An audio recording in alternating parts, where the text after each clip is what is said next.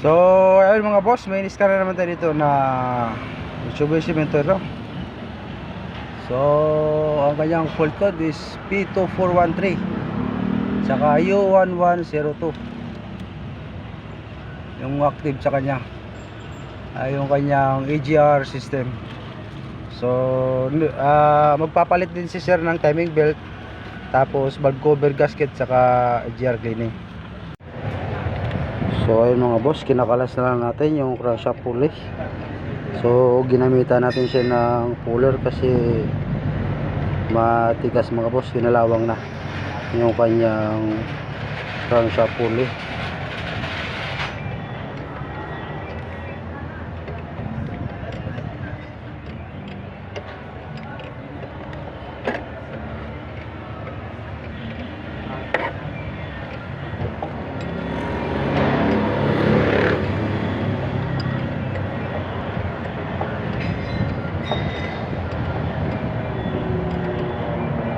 Okay.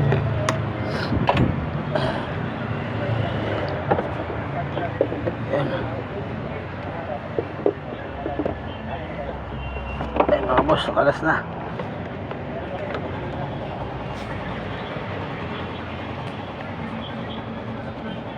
Nakalas na natin yung crankshaft pulley mga boss.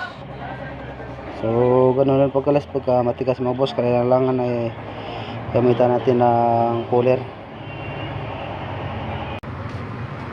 So kakabit na lang natin yung kanyang timing belt sa crankshaft saka sa camshaft, tapos sa injection pump, tapos yung kanyang valve cover kakabit na rin natin yan, tapos yung kanyang intake at saka AGR valve. So nalinis na natin yan mga boss, yung kanyang valve cover, tapos yung kanyang intake manifold nalinis na natin yan. So ikakabit na lang natin yan mga boss, tapos yung kanyang gasket.